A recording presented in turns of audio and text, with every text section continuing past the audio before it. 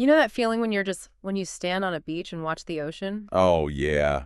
Mesmerizing. Right. There's just this relentless, unstoppable energy to it. I mean, a single wave by itself might just wash over your feet, but millions of them, day after day, that can reshape an entire coastline. It is a slow but totally undeniable force.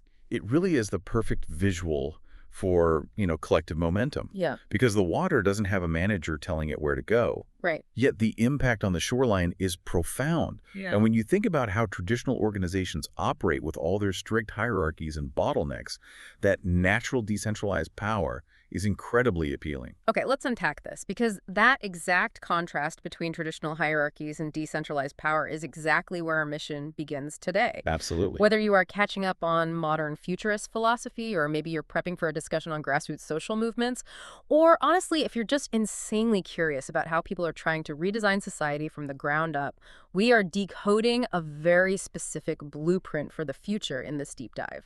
Yeah, we are diving into a really fascinating futurist manifesto published on Wave Chronicle, which, for those who don't know, is a platform dedicated to alternative news and forward-thinking commentary. Right. And specifically, we are exploring a framework written by Mike Dodd called The Way of the Sea.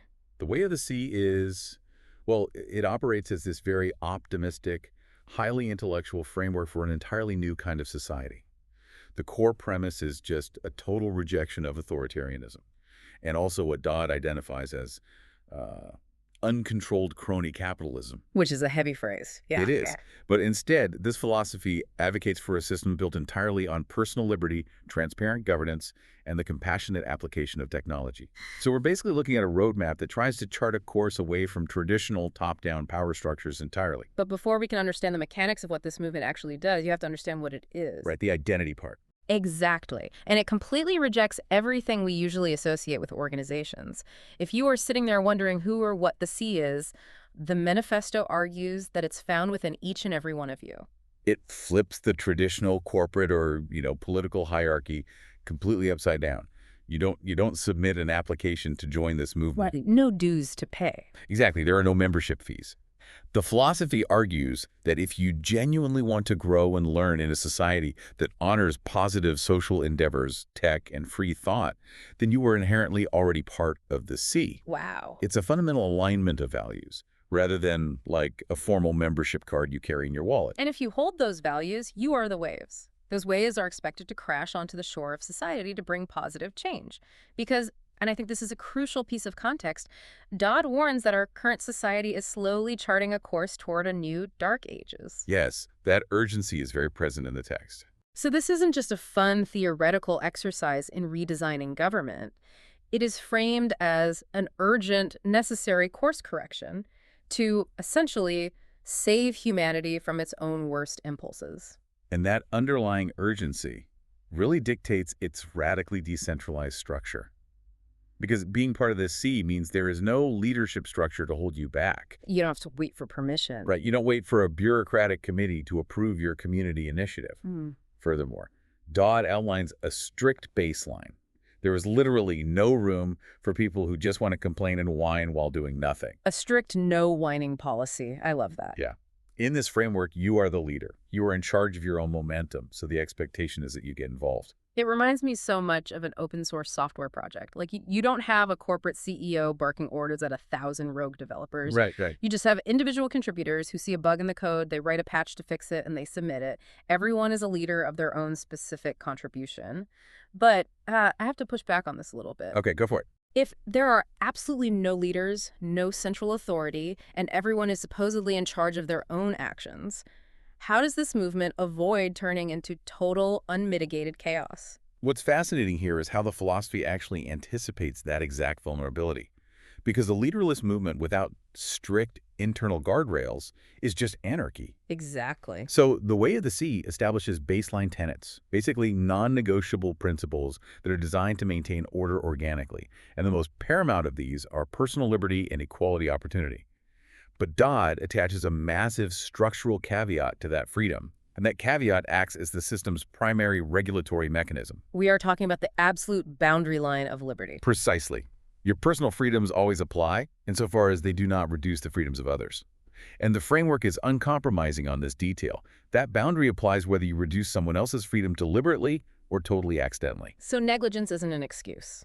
No, not at all. You cannot use your liberty as a weapon, Oh. and you cannot be so reckless with your freedom that it creates collateral damage for your neighbor. Let's pull that back to the open source software metaphor for a second, just to understand how that actually works in practice. In open source, you are totally free to write whatever code you want and submit it. But if your new code introduces a bug that breaks the core software for everyone else, your code gets rejected by the community. Yeah, that's a great analogy. Your freedom to build cannot destroy the functionality of the larger system. It requires this massive degree of self-awareness. Like, you have to constantly evaluate the ripple effects of your own actions before you actually take them. And that structural self-awareness is exactly what Dodd is aiming for.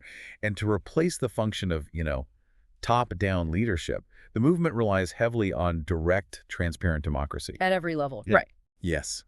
The manifesto advocates for direct democratic activity to be embraced both at the local and national levels. If you remove the politicians and the managers, the community itself has to vote on its direction. And to make that work, transparency of governance is cited as the most vital component to the health of the movement. Which means no secrets. None. Censorship for any reason is deemed completely unacceptable by the Sea. Because if everyone is a leader, everyone must be fully accountable for their decisions. And accountability is mathematically impossible if information is hidden or manipulated or censored. You cannot have a functioning direct democracy if the voters are operating in the dark. Exactly. That is the mechanical reality of the movement. You are a wave, you are moving forward, but you are bound by the physical law that you cannot crash into another wave and sink it. And you have to operate completely in the open. Okay, so if that's the structure, it raises a massive practical question for me.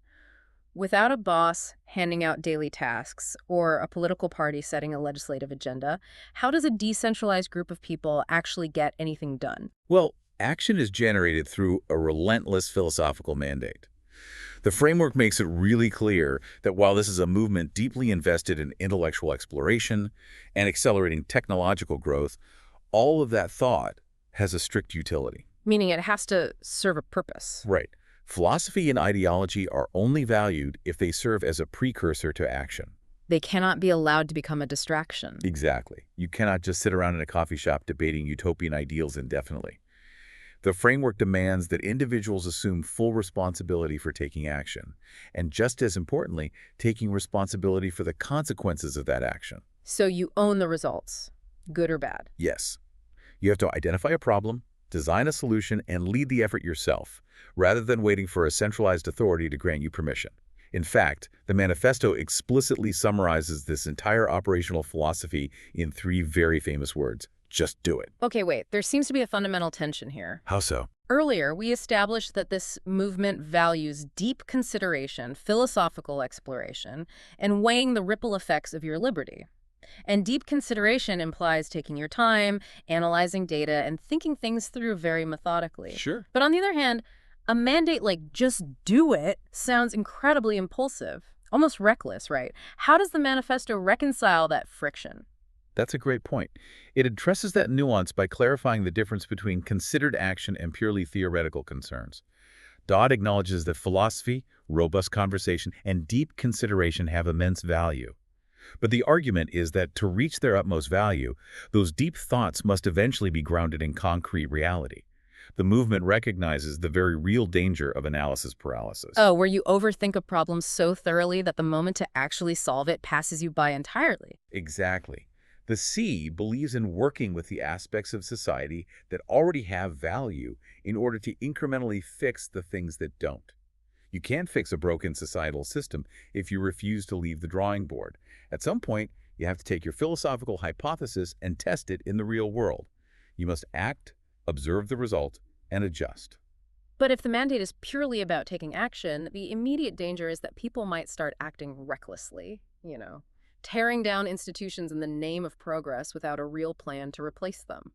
What are the specific tools these waves are supposed to use? Because if you just tell a decentralized group of people to improve society, they might grab a sledgehammer when the situation actually calls for a scalpel. Yes, and this is where the framework separates itself from a lot of modern movements. It insists on an absolute, non-negotiable balance between science, art, philosophy, and technology. All four of these disciplines are afforded equal respect, and they're expected to be used in tandem. Here's where it gets really interesting, because that balance is incredibly rare for a futurist movement. Usually, futurism leans heavily into pure technological determinism, this underlying assumption that if we just build faster artificial intelligence or more efficient machines, all of human suffering will naturally resolve itself. Right, just tech for the sake of tech. Uh, But Dodd explicitly pushes back against that trap. The manifesto states that technology and the scientific process do not exist in a vacuum. A purely efficient technological solution applied without cultural awareness is often a complete disaster. let's think about that in terms of building a city. Science and engineering are the disciplines that allow you to construct the suspension bridges, the power grids, and the water treatment plants, right? Cultural stuff. You absolutely need those things. They are the baseline requirements for survival and efficiency. But art, culture, and philosophy, those are the forces that dictate how people actually live and interact and connect within that city.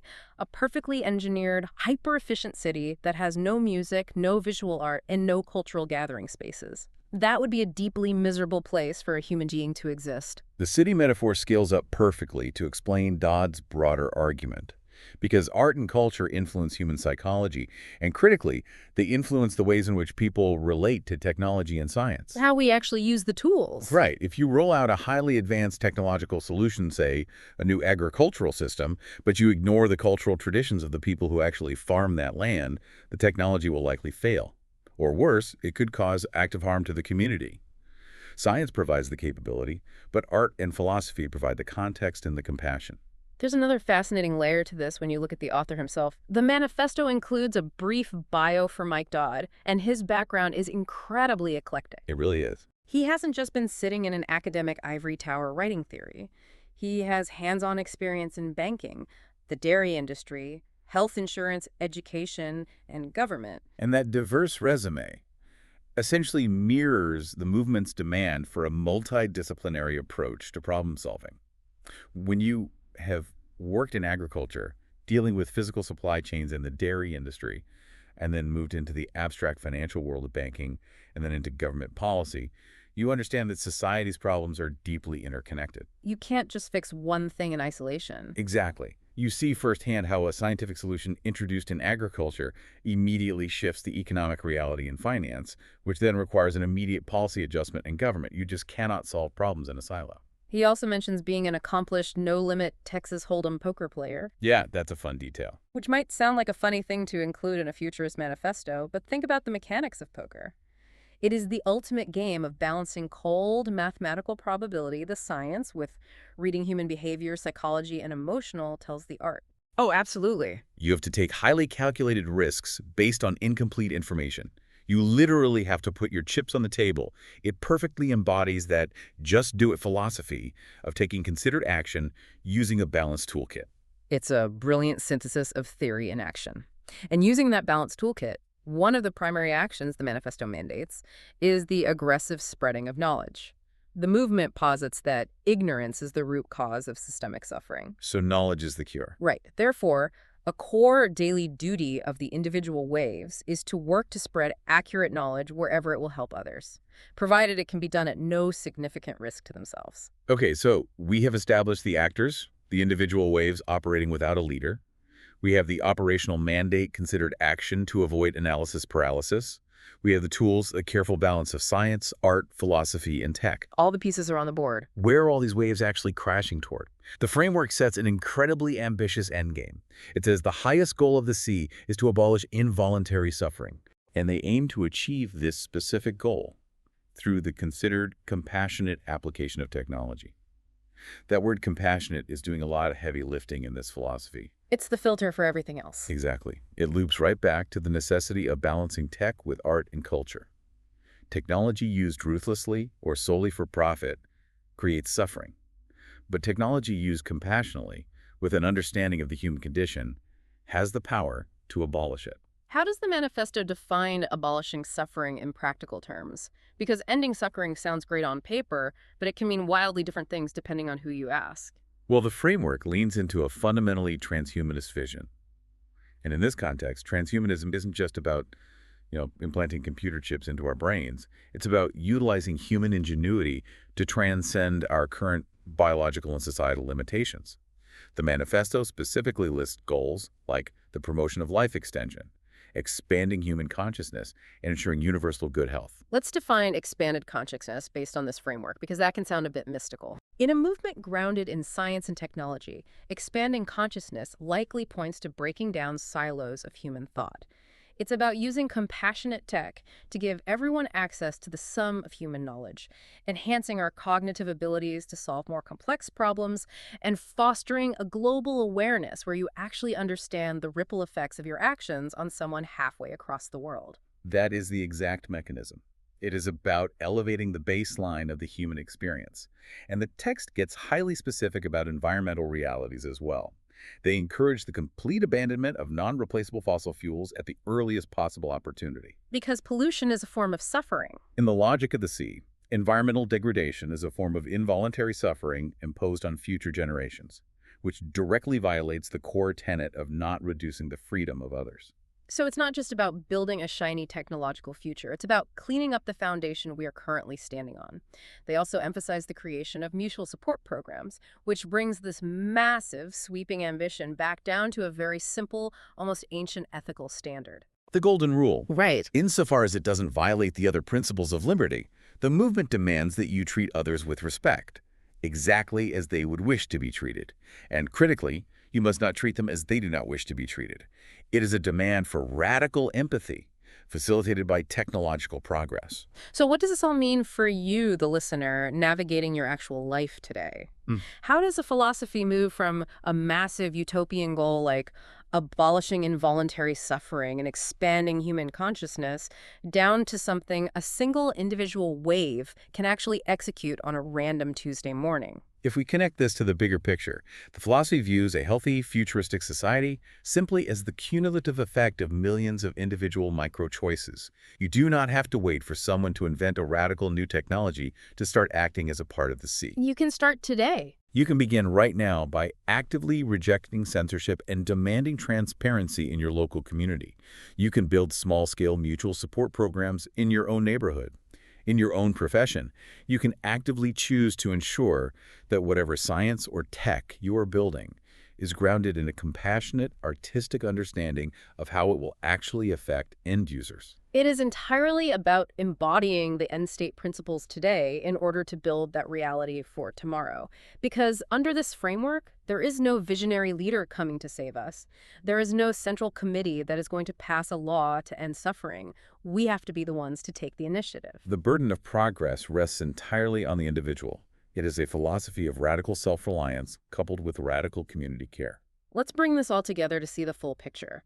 We started with the central imagery of the sea, a massive, decentralized force made up of individual waves, defined not by official membership, but by a shared, inherent commitment to personal liberty, compassionate technology, and fully transparent, direct democracy. A powerful baseline. We explored the strict mandate to turn deep philosophy into concrete action, recognizing that brilliant thought without execution is ultimately just a distraction. We examine the absolute necessity of balancing the cold, efficient logic of science with the cultural and emotional understanding of art. And finally, we saw the ultimate endgame utilizing that balanced toolkit to systematically abolish involuntary suffering, abandon destructive practices like fossil fuel reliance, and promote a transhumanist vision of human flourishing. It is a societal blueprint that demands an incredible amount from the individual. It asks you to be radically accountable for every action you take and to constantly meticulously evaluate how your personal liberty interacts with the liberty of the people around you. Whether you are navigating the rapid developments of the tech world, working to create culture in the arts, or you are simply trying to be a more informed, active participant in your local government, the framework of the sea challenges you to audit your own approach. Are you stuck in analysis paralysis, analyzing the world's problems without ever taking action? Are you balancing your cold scientific logic with artistic empathy? Are you actively working to spread accurate knowledge to reduce the ignorance around you? It challenges you to stop waiting for permission and simply become a wave. But before we wrap up this deep dive, I know you always have one last conceptual puzzle for us to chew on. I do. And this raises an important question that challenges the very foundation of the framework. Dodd paints a beautiful, optimistic picture of independent waves working in harmony to reshape society. But it leaves us with a fascinating, highly complex, real-world dilemma. I'm ready. If this movement relies entirely on individual initiative, has zero centralized leadership to act as a referee, and insists heavily on compassionate technology, what happens when two deeply passionate, well-meaning waves crash directly into each other because they have entirely opposing, irreconcilable definitions of what compassionate actually means in practice?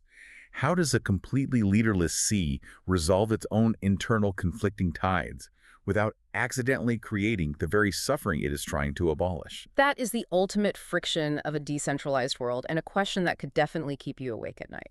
A leaderless movement is really only as unified as its shared definitions, and human beings are notoriously bad at agreeing on definitions. It's a massive philosophical puzzle for all of you to mull over the next time you find yourself standing on a beach watching the waves crash against the shore. Keep questioning the systems around you, keep exploring those deep waters, and we will catch you on the next deep dive.